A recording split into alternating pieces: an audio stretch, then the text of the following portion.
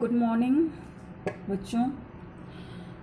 आज हम मूत्र निर्माण की क्रियाविधि के बारे में पढ़ेंगे। यूरिन फॉर्मेशन नेफ्रॉन के अंदर कैसे होता है।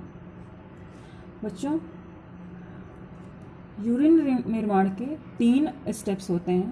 पहला है अल्ट्राफिल्ट्रेशन, दूसरा है चयनात्मक पुनरावशोषण और तीसरा है वाहिकी श्रावण ट्यूबुलर सिक्रीशन।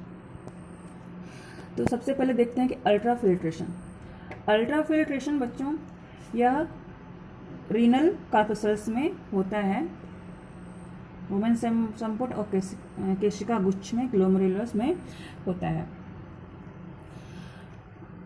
बच्चों, जैसे मैंने बताया था कि केशिका गुच्छ जो होता है अभिवाही धमनिका और अपवाही धमनिका से मिलके बना होता है। केशिका गुच्छ के अंदर अभिवाही धमनिका रुधिर लेके आती है। अभिवाही धमनिका का व्यास ज़्यादा होता है। ये धमनिका चौड़ी होती है, जिसके कारण से जितनी मात्रा में यहाँ केशिका गुच्छ में रुधिर आता है उतनी ही मात्रा में रुधिर बाहर निकल नहीं पाता है, क्योंकि अपवाही धमनिका जो होती है वो व्यास में कम होती है। इस कारण से क्या होता है कि यहाँ रुधिर का दाब बढ़ जाता है, केशिका गुच्छ के अंदर रुधिर का दाब बढ़ जाता है, जिसके कारण रुधिर का तरल भाग फिल्टर होके वोमेन कैप्सूल में आ जाता है। इसको क्षनिक द्रव कहते हैं। इस द्रव को क्षनिक द्रव कहते हैं और इस क्रिया को हम अल्ट्राफिल्ट्रेशन या परानिस्यंदन की क्रिया कहते हैं।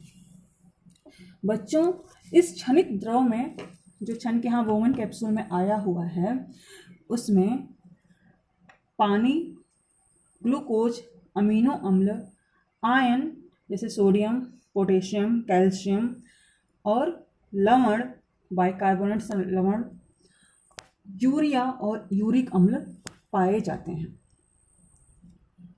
अब जो यूरिन निर्माण की दूसरा जो चरण है चयनात्मक पुनरावशोषण। अब यहाँ से ये चयनात्मक पुनरावशोषण शुरू होता है समीपस्थ कुंडलित नलिका से। तो बच्चों, हम आपको ये बता दें कि नेफ्रॉन में प्रतिदिन 180 लीटर रुधिर क्षण के यहाँ वोमेन कैप्सूल में आता है। 180 लीटर जो क्षणिक द्रव होता है, जो क्षण के यहाँ पे आता है, वह 180 लीटर होता है, लेकिन उसका 1% भाग ही यूरिन बन पाता है, यानी कि 1.8 लीटर। बाकी जो 99% भाग होता है उसका समीपस्थ कुंडलित नलिका, हेनले लूप और दूरस्थ कुंडलित नलिका में उसका अवशोषण कर लिया जाता है। तो आइए देखते हैं कि कहाँ कहाँ किस किस भाग में अवशोषण होता है।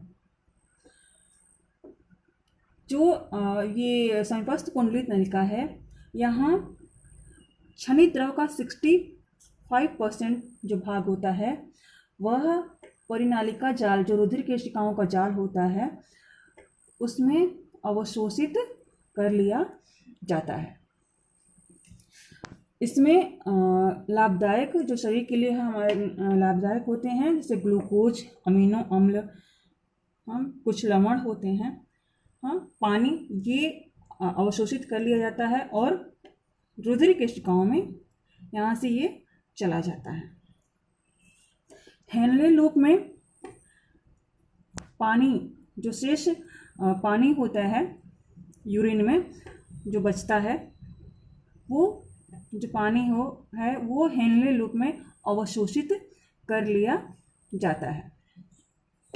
यहाँ से फिर यह मूत्र आगे बढ़ता है और डिस्टल कन्वोल्यूटेड ट्यूब्यूल में, दूरस्थ कुंडलित नलिका में, फिर जो बचे हुए आयन होते हैं और जो पानी होता है, बचा हुआ पानी, उनका यहाँ पे अवशोषण कर लिया जाता है।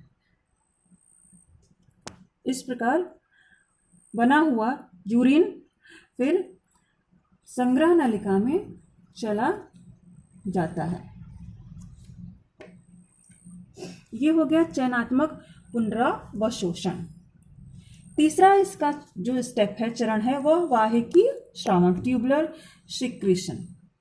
बच्चों, यह चयनात्मक पुनरावशोषण का इसमें ठीक उल्टा होता है। इसमें क्या होता है, ये जो परिनालिका जाल है, जो केशिका है रुधिर केशिका है, इसमें रुधिर में कुछ हानिकारक पदार्थ जो यहाँ पे छन नहीं पाते हैं वो आ जाते हैं, जैसे कि अमोनिया हुआ, यूरिक एसिड हुआ, यूरिया हुआ। तो ये पदार्थ आ जाते हैं जिनका इस रुधिर केशिका से श्रावण इन नलिकाओं में होता है। मतलब समीपस्थ कुंडलित नलिका में, दूरस्थ कुंडलित नलिका में और हेनले लूप में।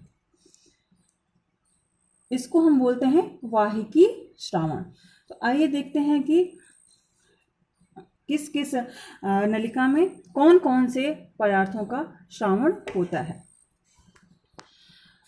तो जो ये समीपस्थ कुंडलित नलिका है, इसमें रुधिर केशिका से यूरिया, यूरिक अम्ल और क्रिटनिन, यूरिया, यूरिक अम्ल, क्रिटनिन आदि का श्रावण होता है। इसमें यहाँ से ये इसमें जाता है। हेनले के लूप में यूरिया का श्रावण होता है। इन कोशिकाओं से हेनले के लूप में यूरिया का श्रावण होता है। जबकि यहाँ दूरस्थ कुंडलित नलिका में हाइड्रोजन आयन और अमोनिया और कुछ मात्रा में ड्रग्स का श्रावण होता है। इस तरह से रुधिर केशिकाओं में रुधिर में जो उत्सर्जी पदार्थ बच गए थे यहाँ फिल्टर होने से, वो इन ट्यूबुल्स में स्रावित कर दिए जाते हैं। यहाँ पे जो मूत्र आता है, यूरिन आता है, वह सांद्रित होता है। उसमें से जितने भी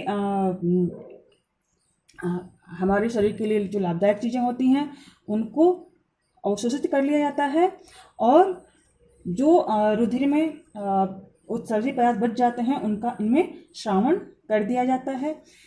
यहाँ से मूत्र संग्रह नलिका में जाता है, और संग्रह नलिका, कई संग्रह नलिकाएं आपस में मिलके एक मोटी संग्रह नलिका बनाती है, जिसमें कि जाके सभी संग्रह नलिकाओं का मूत्र जाके इकट्ठा हो जाता है। फिर ये जो मोटी संग्रह नलिका होती है वह पेल्विस में, वृक्क के पेल्विस भाग में जाके खुलती है, और वहाँ से मूत्रवाहिनी यूरेटर के द्वारा मूत्राशय में जाके इकट्ठा हो जाता है। और समय समय पर जब हमको आवश्यकता महसूस होती है तो हम उसको अपने शरीर के बाहर समय समय पर निकालते रहते हैं। तो बच्चों, ये है मूत्र निर्माण की क्रियाविधि। मैं आशा करती हूँ कि आप लोगों को ये समझ में आया होगा। धन्यवाद।